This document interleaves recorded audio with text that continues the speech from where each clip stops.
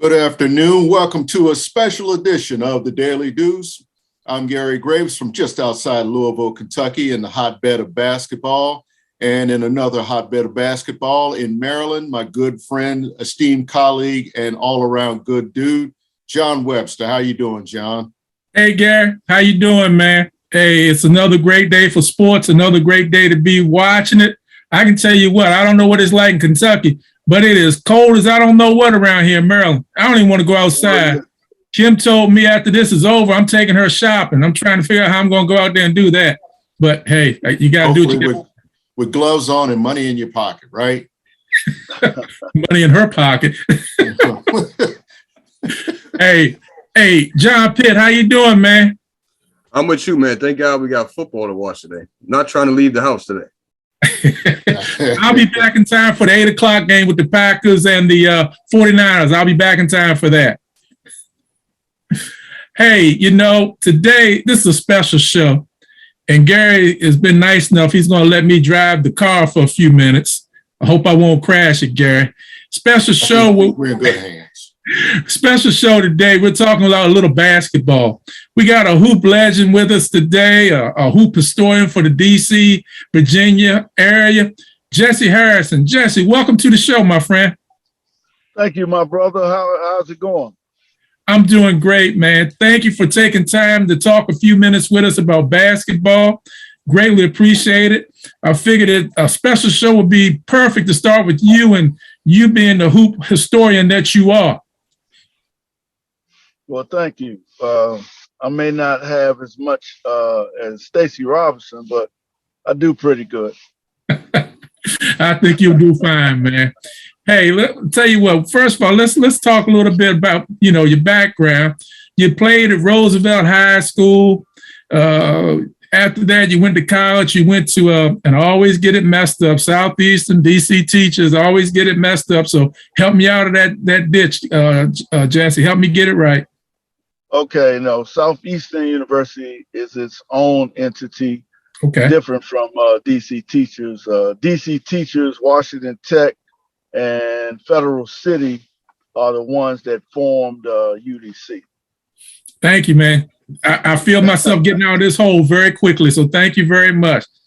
No problem. One of the things I want to talk to you about, and right there, you just gave a great assist, man. And I've known you many years. I haven't known you for the assist, even though you can. I've known you to be able to shoot the ball. So talk a little bit about that basketball that you do, man. Well, as a matter of fact, I'm still playing. I'm a little sore now because playing this Bio Drive League in Rockville, and we play. How old are you now, Jesse? You still playing basketball? 62. Get out of here, man. See, that gives me 62, and you still getting it done? That's right. We played 2 games yesterday in the losers bracket, so we're in the championship next Friday. And winner takes all. That's great, man. Man, I can't get on the court and do anything anymore, man. I look at the basketball, my feet start hurting, man. So I ain't got nothing but praise for you. And man, keep doing what you're doing, man. Keep doing what you're doing. Hey, absolutely. With the basketball, man, you go all the way back to the 60s and the 70s and the 80s and even current players now, man. Talk a little bit about the game. Has the game changed a lot since you played in high school and college?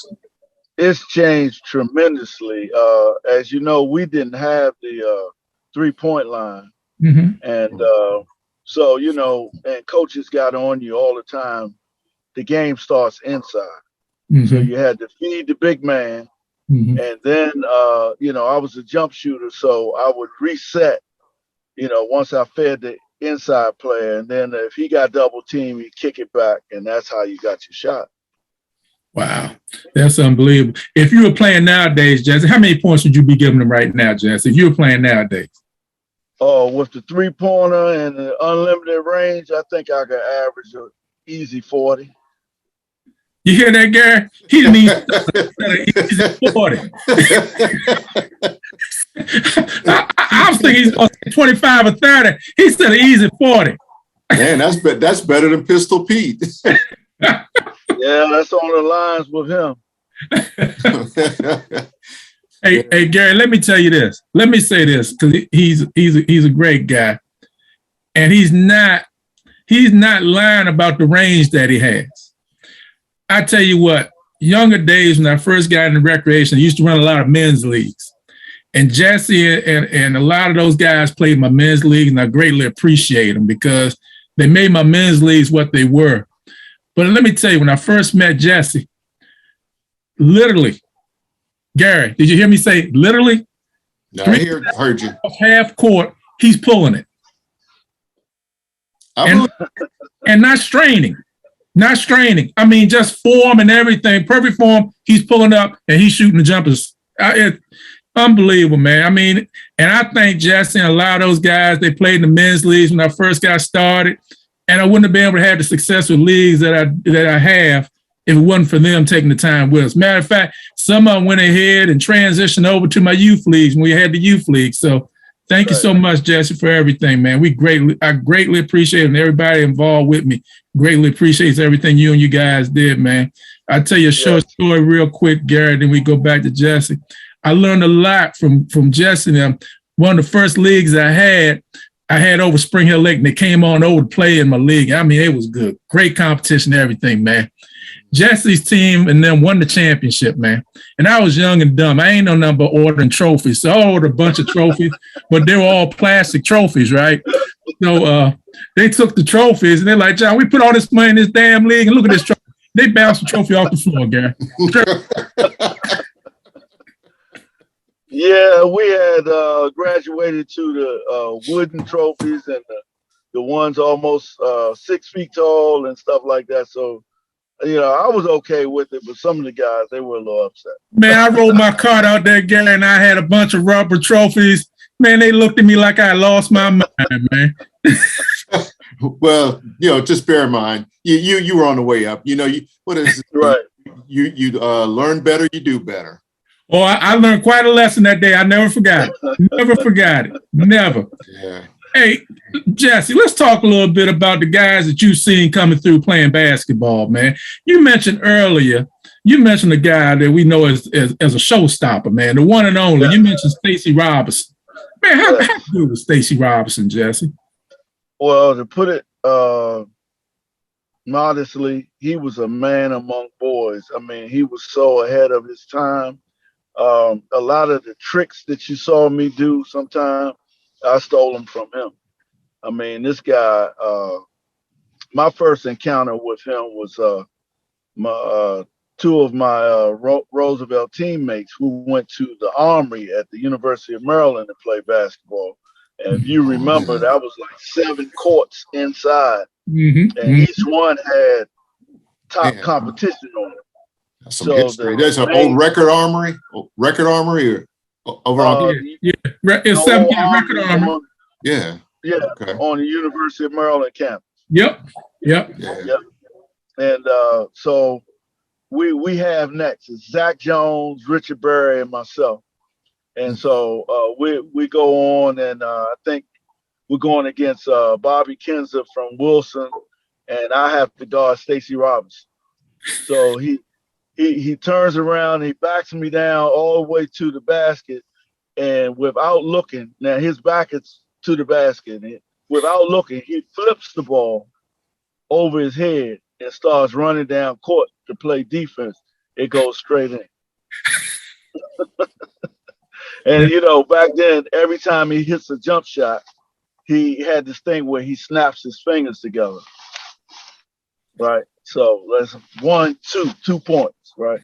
So, you know, it was a learning situation, but I did get him back later. But yeah, it was something to see. He was outstanding.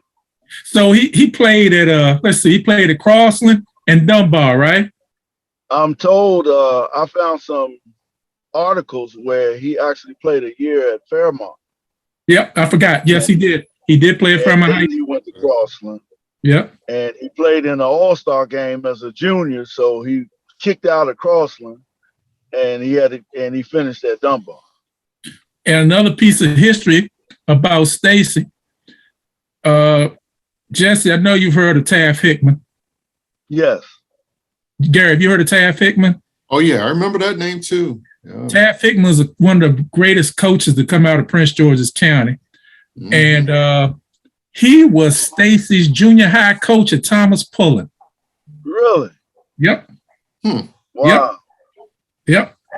Well, you know, he was at Bowie when I was at Southeastern, and we played them twice a year. So, as a matter of fact, we beat up on him pretty good. Well, you know, I'm a Bowie grad. That's not really saying that everybody beat up on Bowie, Jesse. I mean, that was everybody's game. Football and basketball to beat up on Bowie. That was a hell. Oh no, but Bowie was pretty good in football. Football. They did moments in football. Yeah. But they had some basketball players too now. Did you play against Chuck Jackson? Charles Jackson from Anacostia. Yeah. I mean, he was putting up big numbers. Yeah, I remember he was over with Bowie when you were playing at Southeastern. Right. Yeah, we upset them in their tournament, and he was pretty hot. He was pretty mad at me. Well, Stacy was something else. I think Stacy played in one of the first Capital Classics that they had. Right. And he got 20-some points and a bunch of assists as well too. He was one of the best, and hopefully we'll be able to get him on here one day too. We're hoping, you know. Yeah. Let me give you another one. Jesse. Your family. Yeah. Anthony JoJo Hunter. The most prolific scorer in my era. You know, I was a little young. I didn't get to see Adrian Dantley in high school. And I started watching him at Notre Dame. So I would say at my time, JoJo was the most prolific scorer. He gave us 47. 2 weeks later, he gave Gonzaga, 60. I mean, the dude was just unbelievable. Now, Gary, you remember JoJo Hunter? Oh yeah, I remember that name too. Man, he could do it all. Yeah. Let me give you another little piece on JoJo. He scored 56 points against McNamara. Right. McNamara scored 54 as a team. Let me say it for you again, Gary. JoJo had 56. McNamara had 54. Unbelievable. And I've seen games like that here. So yeah, I know what you're talking about. Hey Jesse, you know, my question, and you know, you kind of jogging my memory in terms of some names. Growing up, I was like a year behind you in school, but the team that I remember, the dominant team at Bladensburg, it had like three of the best players to come out of there at the time. Right. You remember Thurl Bailey? Yes. Oh yeah, and let's see. And I'm trying to think. Well, I think they went to DeMatha. Sidney Lowe and Derek Wittenberg. Mm-hmm. Those were my AAU teammates. Oh man, you know, all three of them, two of them. I played with Thurl, but it was Lowe. I sat behind Lowe and Wittenberg, and I remind them of that all the time. Yeah.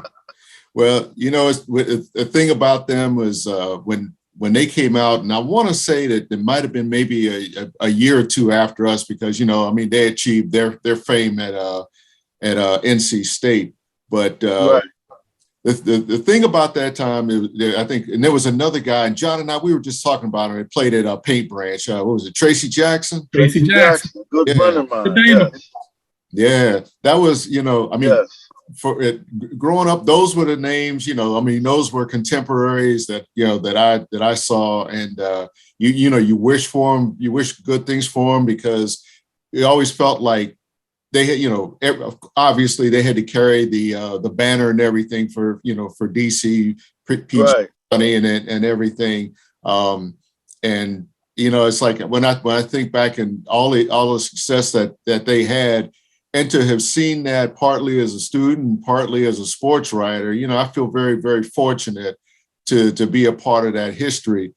Second question I got for you is, the summer leagues, and when I worked at Washington Post, there was this one league, I think it was called the Jelliff League. That's right. And it seemed like not only were there good high schoolers there from all over, but sometimes you get a few college players and maybe the odd pro. Is that league still around? I mean, what is the big summer league there now? The big summer league is the one at Georgetown. Kenner League. Kenner League. Yeah. Oh yeah, that's probably the biggest thing going right now. And they do have another coalition, but that is I think that might be like 35 and over or something. So I was gonna say it's Ricky Goins. It's more like a retro coalition. Right. So, urban coalition. There's nothing on the level of the Jelliff League now. It's a bunch of smaller leagues out here, but nothing like that now. Speaking of JoJo, now if you remember, Mackin had so many players that they would split their summer league team up into like 3 teams and go play. One play at St. Albans, one at Jelliff, and another at Dunbar Coalition or something like that. And so I had just finished playing at Jelliff. So I'm watching Mackin play St. John's. And so they had the big center. They had the Twin Towers. My former teammate, Justin Ellis. Exactly. And, yep. And Danny, what was the guy name? It was a big white guy named Danny. I can't think of his name, but he was 6'11". Not Danny Ferry. No, but you said big. I was going to say Napolitano, but Napolitano was a guard. Yeah, he was a little guard for Duval. Yeah. But anyway, this guy was 6'11", so JoJo had to jump center. So of course he couldn't get the tap, and he knew that. So he let the guy Danny Murray. I think that was his name, and he tapped the ball to his teammate. I think it was Dennis Dempsey or somebody, and they thought they had a clear fast break layup, and JoJo ran down from the center and smashed it on the backboard, grabbed it, and threw an outlet. And I just said, I'm out of here. I got to go. He had incredible hops. He was something special. Jesse, I remember you telling me when you were a kid, you wanted to go watch him play. And if you didn't get there for the JV game, Gary, Jesse said you couldn't get in. Standing room only. Yeah. You like the game was an infamous game where Hawkeye Whitney scored 41 and JoJo scored 38. Went into overtime. I never got in that game. It was pouring down raining. I got there late. Sorry. I heard about it the next day, Okay, Whitney, man, that one really jogged the memory. Yeah. The game is a lot different now. I mean, you're talking about the 3-point line and that kind of thing. But right. In your day, I guess AAU was a big thing back then. But I mean, it's on steroids now. It's nothing like that now. Yeah. Yeah. I'm curious. Back in your day, like, was it just more simple? I mean, you had sponsorship, but did you have, like, say that kind of influence, where guys, you had guys coming to recruit you for these leagues or for certain teams, or was it just one of those things where you just played with the guys that you played with and you carried it over to some of the other leagues? The team I played for was Executive 3 with Mr. Bates and Fluff Parker. And what they did was recruit what they thought was the best crop of guys in the area, and we represented the district and traveled all over. It wasn't everywhere you went there was a bunch of AAU teams. It wasn't done like that. And that particular year, it was Justin and I, Skip Speaks, Garcia Hopkins. Oh my goodness! The next year they brought Wittenberg and Lowe, and who else did we have out there? I know the year before me it was Billy Bryant, JoJo. So that's the type of talent we had. Garcia, I used to, after practice, I used to throw him the ball under the basket. This particular time we were practicing at Melvin's Crab House. Mm-hmm. And I would throw him the ball under the basket, and without bending or flexing his knees, he would catch it and go straight up and dunk it back. Yes. Yes. Incredible. Yes. I would say Garcia was ahead of his time. Yeah, truly. I don't know if you remember Garcia. You remember Garcia? I remember. Oh yeah, I remember. My dad would take me to a lot of the games. So we would have boys club practice, and we would have practice at 6. And then about 6:55 or something, we get wrapped up, and I go to Duval's games, or I go to Parkdale's games. And I went over to Duval's game. He was just unbelievable. He was unbelievable. To this day, and Jessie can correct me and tell me I'm wrong and I need to shut up. He went to Morgan State. He played at Morgan State 2 years. Unfortunately, he went hardship, which was considered hardship back then. He got drafted by the Bullets. And I thought that was the worst decision in the world because the Bullets kept no local products, in my opinion. Jessie can tell me if I'm wrong. No, you're correct. Garcia Hopkins played at Urban Coalition. My dad used to take me up there every Saturday, Sunday.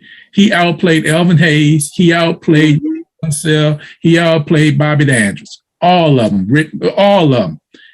And he didn't make the team. He got cut. I think he went and played overseas. But if he had been able to stay in school a little bit longer and get with somebody else besides the Bullets, I think he could. Yeah. I don't even think. I know he could have played in the NBA. In my opinion. Oh, no question. And it's funny because his style of player, a slasher, leaper, that's the NBA is full of that now. So, sometimes people come along at the wrong time, but it was a travesty because, what happened to him happened to Reeves, happened to myself. The Bullets carried a bunch of no-cut contracts. Yep. So they had just won the championship when he went hardship.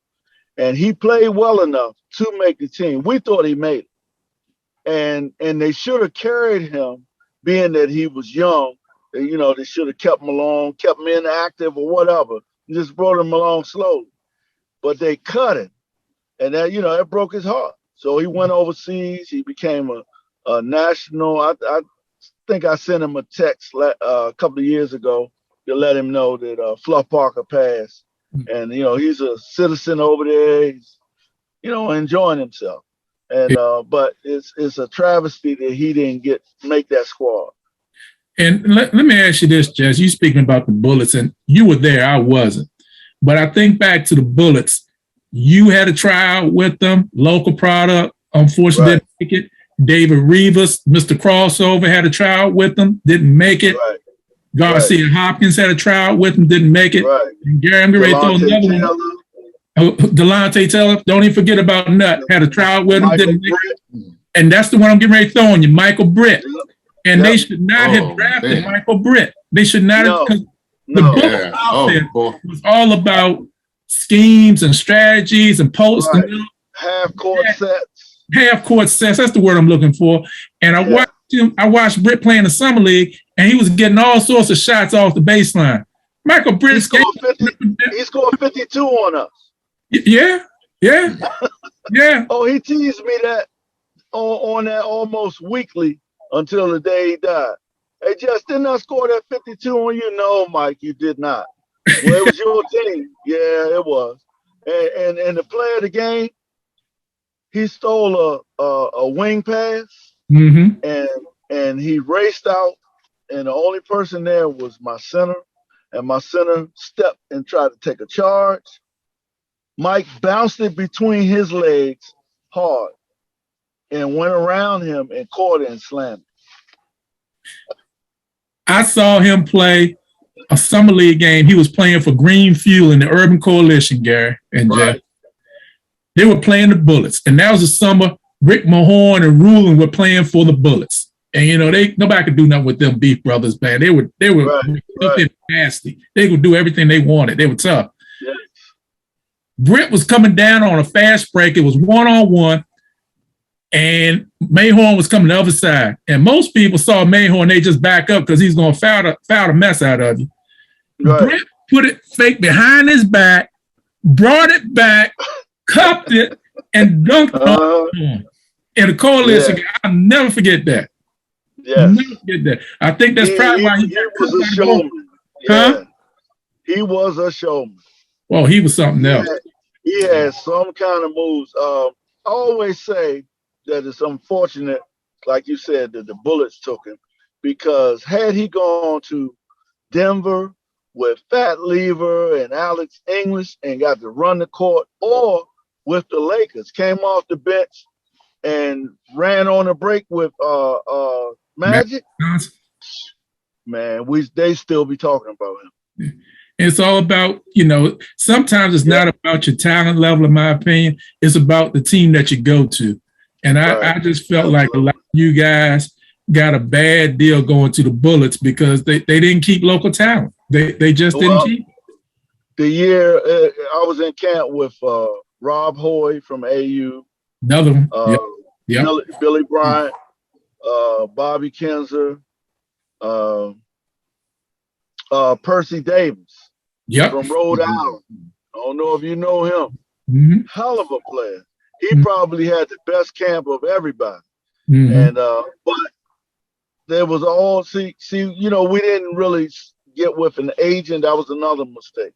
If you get with an agent, then he knows the best places to go.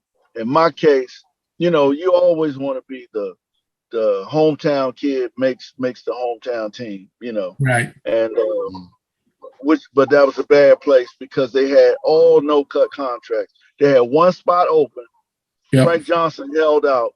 When he decided to sign, we all went home. Just that simple.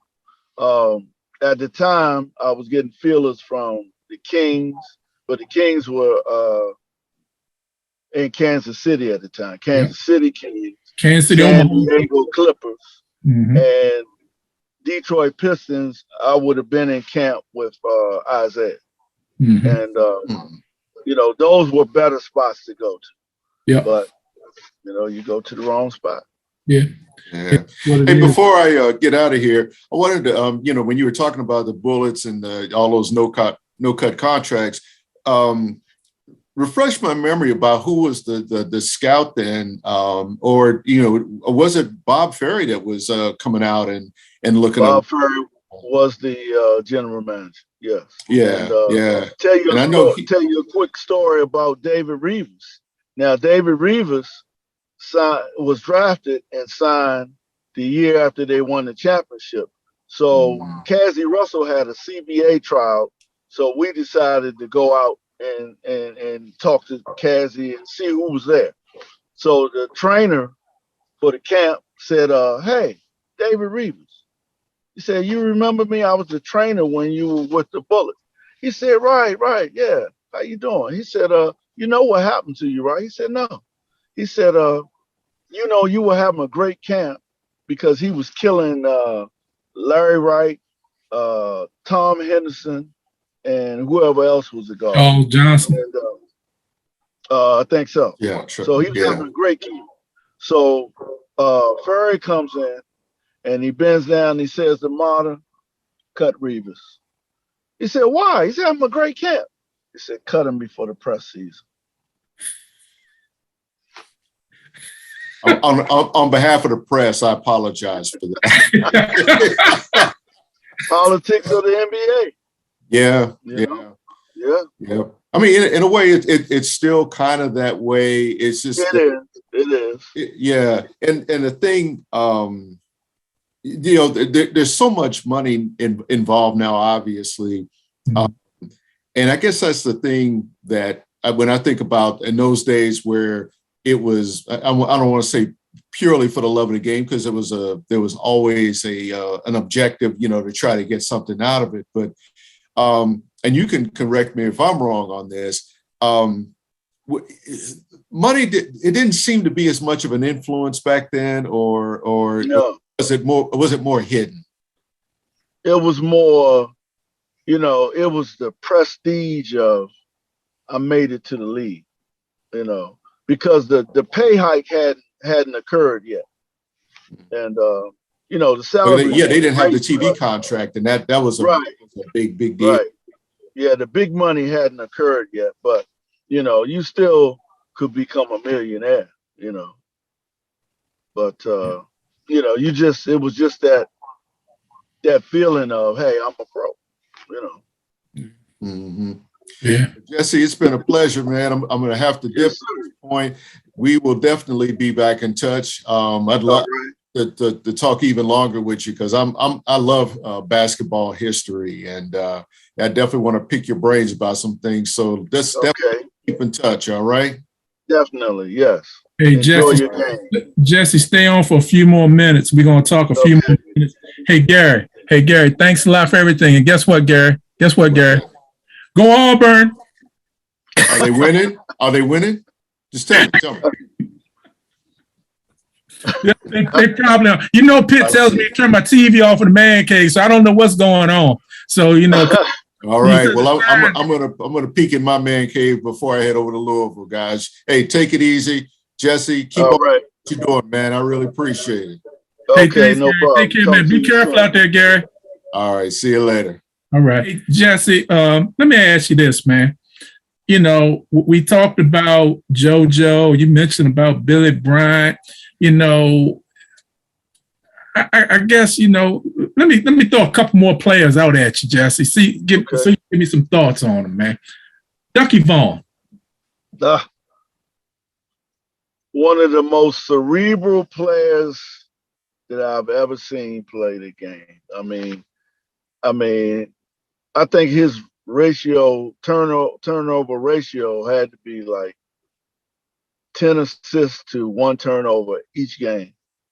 Never saw him make a mistake. And that includes in the coalition too. Absolutely. Now, coalition, I think he played with the Big M Trouters, right? Big M Trouters, that's right. That's Melvin's team. Yes. I never saw a man so upset to lose a game in my life than Melvin. Oh yeah. Real quick story about that. Playing in his summer league, I took my bomb squad team out there, and it's got some of my college teammates, and Walls brothers and a few others, right? And Pernell Shands from St. Anthony's, some good ball players, but we're more underdogs.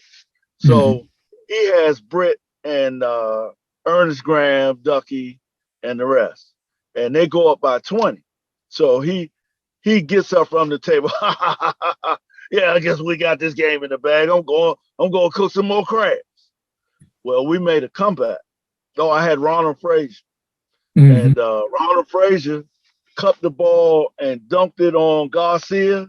On that rim that rocked. Yes. It was held by a wire. And somebody said, "Uh-oh, Melvin, your team only up 4 with a minute and a half left." He came back out.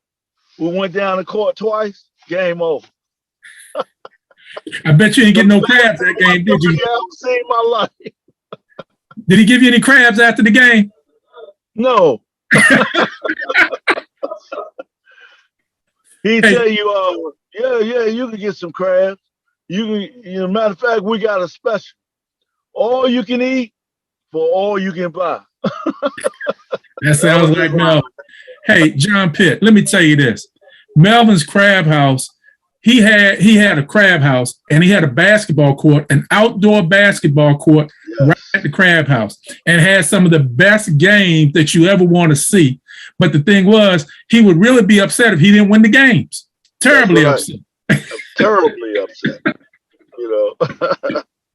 He had Moses the year that Maryland signed Moses. He had Moses. As a matter of fact, I have a picture somewhere that Ducky sent me that where it's him and Moses, and their championship team. They were playing with Executive 3, and they won the tournament out there. Yep. Let me give you another name. A friend from you and me both, Kenny Matthews. Oh, we graduated the same year from high school, and I always teased Kenny when we played them. In any game that I went to see that he played in, his jump shot never hit the rim. Nothing but net. Every time. I never saw it hit the rim. Let me make sure I got it right. Let me make sure I got this right. The Dunbar team that beat the Mather for the 76 championship, coached by Joe Dean Davison. Let me make sure I get these players right. Let me try it, Jess. You help me. Craig Sky Shelton. Yep. John Bebe Dern. That's right. Joe Thweet. That's right. Joe Holston. Yep. And I think Kenny Matthews was on that team too? Kenny Matthews was on that team as well. Goodness gracious. They had just lost Steve Dade and Stacey Robinson. Stacey. Yeah, because Stacey was on the team the year before. And they lost Lonnie Dorn, John's brother. Right. Yeah. And two of those guys, I know at least two of them, Dern and Shelton, were all Mets that went on to Georgetown. That's right. Then he went to NC State. What about Thweet and Holston? Joe Thweet went to Georgia and played with Reeves down there. Okay. And Bo Holston went to Tulane and played with Eric Dozier. Okay. All right. Yeah, Wow. Bo was tough. Bo was really tough. If I remember correctly, Joe Holston on that team was in 10th grade, if I remember correctly. That's right. That's okay. right. And, and Kenny was in the 11th, and they got major minutes on that team. Yeah. That was a game that was on, I remember it was on Channel 7, but Cole Fieldhouse was completely sold out. Right. The Mather had Charles Hawkeye Whitney, and they had Dave Dredger. They had T-Bone Ellis at the guard, but they didn't have enough. They did not have enough. No, that Dunbar team was stacked. I remember. As good as the 75 team was with Stacey, you know, the 76 team went undefeated. Yes, mythical national champions. That's right. Yeah.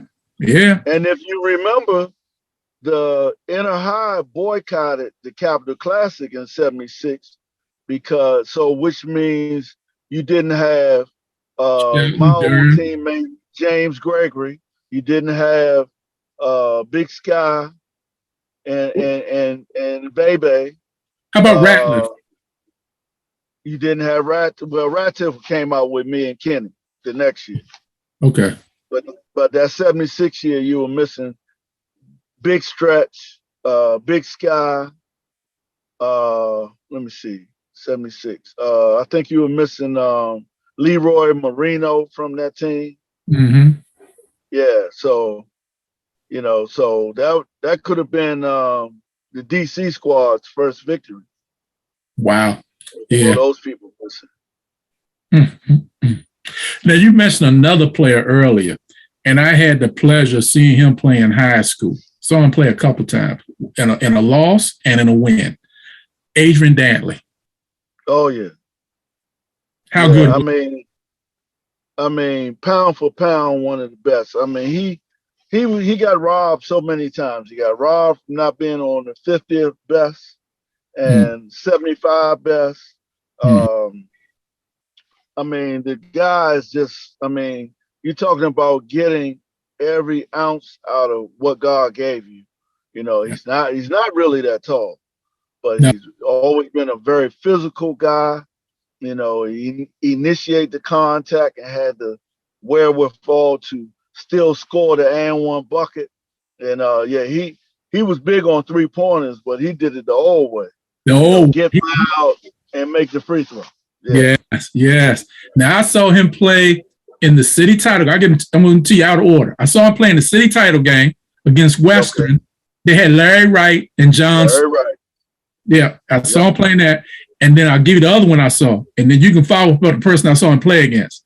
I was at the Baltimore Civic Center I saw him play Dunbar, Baltimore, and they had this guy named Skip Wise. Yes, sir. Honey dip. Oh my goodness. Now, you talk about another man among boys. From what I'm told, I got to play with him later, but Harold Fox was a guy that was head and shoulders above everybody. Skip was, and Stacy was, coming through their time. And I got a chance to play in a 35 and over league, and Skip had just gotten released from jail, and we were the backcourt. So he was the point and I was the two. And oh man, we did some things down there. That was a lot of fun, playing with the great Skip Wise. He was something. I saw him his freshman year play at Clemson. Awesome. And I know he was rookie of the year, and I also think he had been player of the year in the ACC that year. I know he was rookie of the year. I don't know if he made player, but he definitely was rookie of the year. And he was he had one of the best freshman seasons of anybody in the ACC. That's no doubt. He was something. I enjoyed that story about him. His family. He needed to take care of his family. Like a lot of guys, and so they came up. The ABA was still in existence, so they said, "Let's get a Baltimore franchise, the Baltimore Claws." Yep. So he hires an agent. So he's a pro now. So he signs with the Baltimore Claws, hometown guy, looking up. Unfortunately, they folded before they even played a game. I remember, man. Now he's stuck. And it was go back to school. Nope. And so got hooked up with the wrong crowd, and that was it. Yeah. It was sad, man, because I was like you, man. Baltimore was going to get a team. They hadn't had a team since the Bullets left. And you were going to have Baltimore Claws, and he was going to be a faithful franchise. And they folded before they even played a game, man. Before they even played the game. And the way the NCAA had the rules written, once you leave, once you sign, that's it. You're done. Yeah. So let me give you one more. You mentioned him, and let me ask you, Harold Fox. Yes. Tell us about him. I didn't. He was about 10 years ahead of me, and so I heard about him. I saw him play at Jacksonville, and then he played with the Buffalo Braves when McAdoo and what's his name? The Steelers leaders, Randy Smith. Yep. He played on that team, and hell of a guy. I first played with him. I think it was might have been a 40 and over league. Yeah. And he must have been 50, and he was still cat quick. I call myself directing traffic and dribbling the ball right here, and he reached and was gone. Yeah, and then we played together a couple of years. Now, this is the last one I'm going to give you. And I've told you I want to do a segment just off this story. Yeah. Who is the most unsung HBCU basketball team ever? Now, me and you talked about it. You already know who I think it is. Probably the Dunk Patrol with my man Larry Spriggs, Rat Tiff, the late great Rodney Wright, my man Bernard Perry, Moochie Johnson's, Ed Swells was on that team. And Perry's my man Lou Wilson was on that team. Perry's another one that had to travel with the Bullets. Yes. Yeah. And we already knew what happened. Yeah, same thing, Well, let me just say this. I won't disagree with you, but let me remind you, because you know I'm from the Eastern Shore, Jesse, so you know where I'm going with it. Oh, yeah. You're right. 1974 University of Maryland Eastern Shore Hawks. 4 draft picks. Billy Gordon, Joe Pace, Talvin Skinner, Reuben Collins. Yes. Reuben was one of my idols. Smooth. Yeah. Jesse, my goal is to put it together to be able to have them on a Daily Deuce. Oh boy, that would be something. I would make love sure for you let me know. I want to be there. I would love to have you be a part, and also I would love to have you help me put that together if you can. Okay, yeah, definitely. So, I told you about it used to be a great summer league at Einstein, and Billy Gordon and I got into a shootout where we went 3-pointer for 3-pointer into 3 overtimes, and he hit the last one to beat us. And Cricket was my point guard, another great player. Keith Lewis out of George Mason and Wilson. What's the other kid name? It had a bunch. Jeff Shingler, who played at Parkdale. That's my high school. Yeah, Jeff was a hell of a player too. Hey, Jesse, we could go on and on with this, man. But look, we don't run out of time. What I got to say to you, my friend, thank you for taking the time to even come on here with us today. God bless you. And man, I can't tell you enough. I wouldn't be able to do some of the things I've done with basketball if it wasn't for you guys supporting what we're doing. So thank you so much. I'll never give you another rubber trophy ever again. Well, look, Donnell Wall would be glad to hear that. Hey, Jesse, thank you. God bless you. For all y'all watching today, thank you very much for watching the special Daily Deuce with Jessie Harrison. Take care. We'll see you again real soon. Bye-bye. All right. Take care, guys.